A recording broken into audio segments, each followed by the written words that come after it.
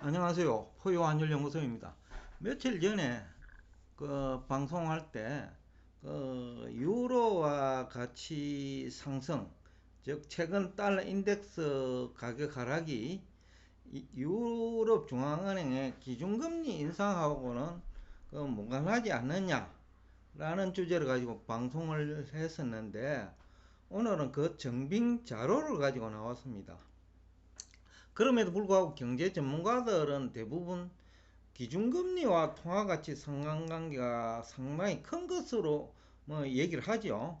외환 전문가들도 그런 얘기를 많이 하고 있고요. 국내 대학 교수들도 그런 얘기를 많이 하는 것 같고. 그렇지만은 기준금리와 통화가치 상관관계는 그 근본위 제도 시대가 아니기 때문에 종이화폐 시대에는 거의 관계가 없습니다. 이유는 첫째, 오늘날은 자본시장이 대부분 개방돼 있잖아요. 그러니까 미국 시장 금리가 상승하면 하루 내지는 이틀 정도 시차를 두고 유럽 중앙 유럽 지역 시장 금리도 상승하죠.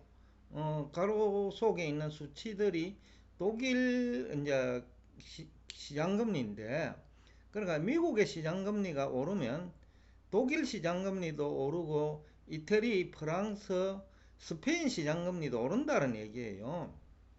그러면 금리가 낮은 유로존에서 금리가 높은 미국으로 이동하죠. 자본시장이 개방되어 있기 때문에.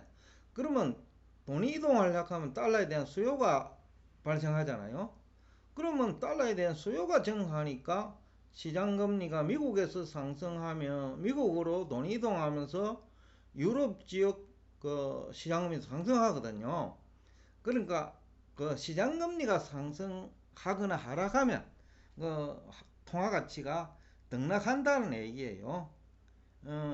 그래서 이제 2020년 말부터 2022년 6월까지 기준금리하고 그 다음에 시장금리를 비교를 해봤습니다.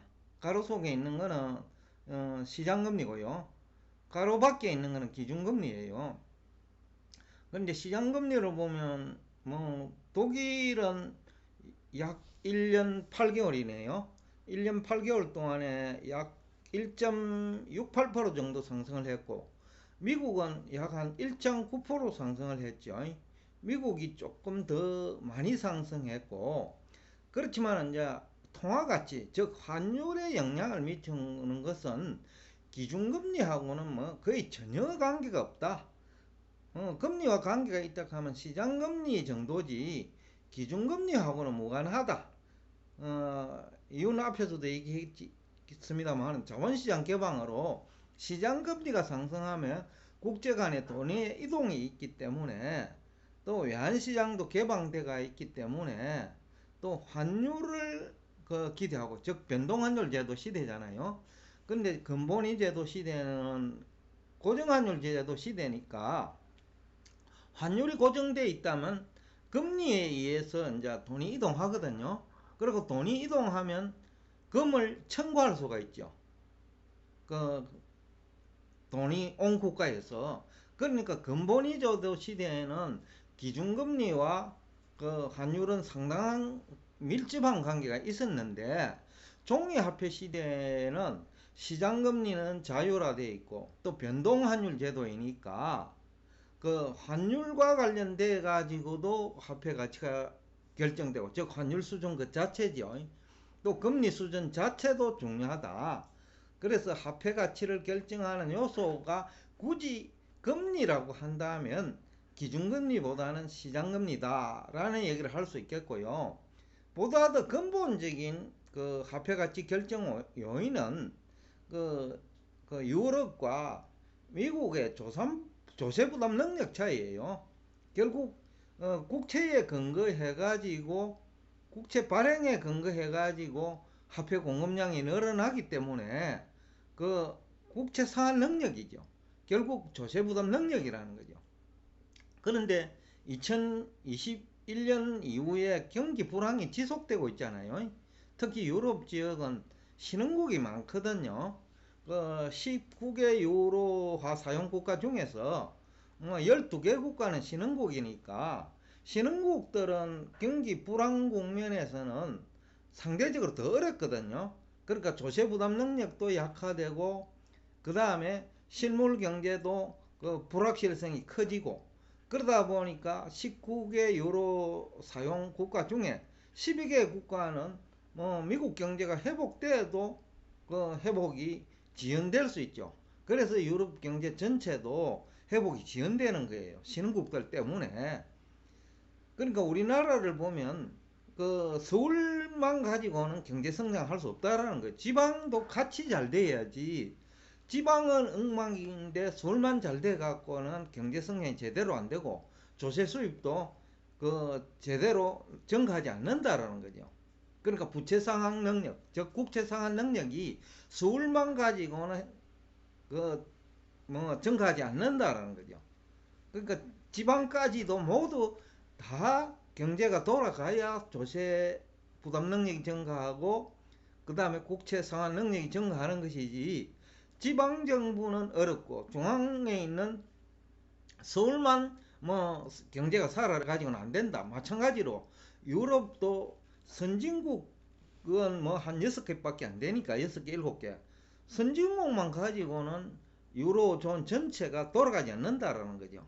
우리 옛날 말에 가난은 그 국가도 구제 못한다라는 얘기가 있잖아요. 그러니까 유럽 신흥국들은 유럽 선진국이 경제가 회복된다고 해가지고 유럽 전체가 돌아가는데 그 한계가 있다는 거죠. 그러니까 경기가 회복돼야 12개 신흥국 경제가 돌아가지고 조세 부담 능력이 향상되고 그리고 국채 상환 능력이 향상되는 것이지 경기 불황이 지속되는 한 12개 신흥국들은 미국과 비교하면 훨씬 더 어렵다. 즉 조세 부담 능력이 미국과 비교할 때 훨씬 떨어진다. 그렇기 때문에 유로화가 지난해 1월부터 금년 7월 현재까지 7월 중순까지죠. 그 약세를 본 중요한 이유 중에 하나다. 그러니까 핵심 이유다라는 거죠. 그 다음에 또 하나는 2021년 하반기 이후에 에너지 가격이 큰 폭으로 상승했잖아요. 근데 미국은 산유국이잖아요. 그러니까 천연가스도 자급자족하고 석유는 수출을 할 정도로 많고 그러니까 미국은 상대적으로 그 에너지 가격이 상승하더라도 문제가 없는데 유럽 지역은 뭐 독일을 비롯해서 뭐 천연가스, 석유 다 수입하잖아요. 그러니까 이제 상대적으로 유럽 경제가 에너지 가격 상승 국면에서 또 미국보다 조세 부담 능력이 약화되죠. 그러니까 실물 경제와 금융시장에 미치는 영향이 미국보다 더 부정적이죠. 그래서 지난해 1월부터 금년 7월 중순까지 유로화 가치가 지속적으로 하락한 추세를 보인 거죠. 그러니까 기준금리하고는 전혀 관계없이 지난 1년 6개월 이상 유로화 가치가 미국 달러 대비 떨어졌다라는 분석이 정확하다는 거죠. 그래서 이 통계를 보면 뭐 한국은행 통계인데 뭐 정확하게 설명하고 있어요. 2020년 12월의 경우에는 그 유로존 뭐 기준금리는 올해 6월까지 0.00%예요. 그런데 시장금리는 미국에서 시장금리가 오르면서 또 물가가 오르면서 유로존도 그 상승했어요. 가로속에 있는 수치는 그 독일 국채 10년물 금리인데 뭐 이태리나 프랑스, 스페인 등은 훨씬 더 높죠. 그래도 이제 독일 국채 금리를 가지고 나온 이유는 그래도 독일이 유럽 경제에서 가장 영향력이 크고 중심이니까 그래서 독일 금리를 가지고 비교를 해보았습니다. 일단 기준금리는 금년 6월 말까지 유럽은 동결이에요. 0.00%. 7월에야 뭐 최근에 0.50% 인상을 했죠. 그러니까 7월 중순까지도 유럽 기준금리는 동결인데 그런데 유로 가치는 계속해서 하락을 해왔어요. 그러니까 기준금리와 관계없이 유로 가치가 하락했다는 거예요. 굳이 얘기를 한다면 시장금리가 올랐는데 유로존 시장금리가 오른 이유도 한국처럼 미국으로 돈이 이동하면서 그 유럽의 뭐 채권시장 참여자와 또 유로존에서 채권에 투자하는 뭐 미국이나 일본계 자금이 유럽 채권을 팔고 미국으로 이동했다는 거죠.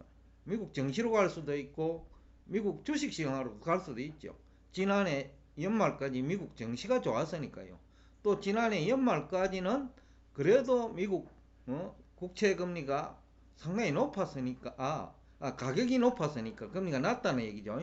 가격이 높았으니까 그쪽으로 돈이 이동했기 때문에 또 가격이 높은 수준을 유지했죠. 그러니까 한국과 비슷한 이유로 유로존 금리가 상승했다. 그러니까 금리가 상승했기 때문에 유로존 가치가 상승한 게 아니고 미국 경제가 상대적으로 좋으니까 돈이 그 유로존에서 미국으로 이동하는 과정에 유로존의 금리가 올랐다. 그러니까 금리를 두고 환율과 관련지어 해석을 하는 것이 일반 경제 전문가들과 포유 환율 연구소 해석이 완전히 다르죠. 그런데 미국은 기준금리를 보면 2020년 12월부터 올해 연말까지는 지난해 연말이죠. 지난해 연말까지 0.125%였어요. 그러니까 1년 동안 기준금리는 미국도 동결됐어요. 그런데 시장금리가 미국이 조금 더 빠른 속도로 상승을 했죠. 그러니까 이제 유로존 금리도 덩달아 상승을 한 거고, 그리고 또 달러 가치 상승에 대한 기대감, 앞에서도 얘기했지만은 유로존은 그 19개 국가 중에 12개 국가는 신흥국이에요. 그러다 보니까 경기 불안 국면에서는 달러 강세, 유로화 약세가 일반화되죠. 그러니까 유로존 돈이 달러 강세를 기대하고 미국으로 이동한 것도 있죠. 그래서 유로존의 금리가 올랐다라는 해석이 맞다라는 거죠. 그래서 이제 환율 추이를 보면 2020년 12월에 그 1유로가 1.216달러니까 가장 높았죠. 근데 6월에는 지난해 6월입니다. 미국에서 시장금리가 상승하면서 돈이 미국으로 이동하고 또 달러가 강세를 보이는 환경이 조성되면서 또 달러가 미국으로 그 유럽 지역에서 달러에 대한 수요가 증가한 거죠. 그래 미국으로 이동한 거죠. 그러다 보니까 유로 가치는 자꾸 떨어진 거죠. 그래서 급기야 지난해 12월에는 그 약 한 10% 가까이 유로 가치가 떨어졌죠. 한 8 내지 10% 정도. 뭐 한국하고 비슷하죠. 그러니까 달러 인덱스 가격이 상승한 이유 중에 하나가 달러 인덱스에서 가중치가 높은 유로 가치 하락과 관련되어 있다. 그리고 원화도 그 영향을 받았다.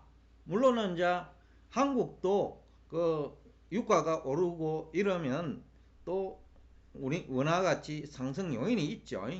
그러니까 경상수지가 악화되니까 또 영업실적이 악화되니까 그러면서 외국인 투자자들이 보유하고 있는 주식이나 채권을 매도하면서 우리나라도 그 금리가 미국보다 빠른 속도로 증가했죠. 상승했죠. 그러니까 유로존이나 한국이나 금리 상승 요인은 똑같지만은 그 금리가 상승했기 때문에 뭐 통화 가치가 오히려 떨어졌다라는 표현이 맞죠.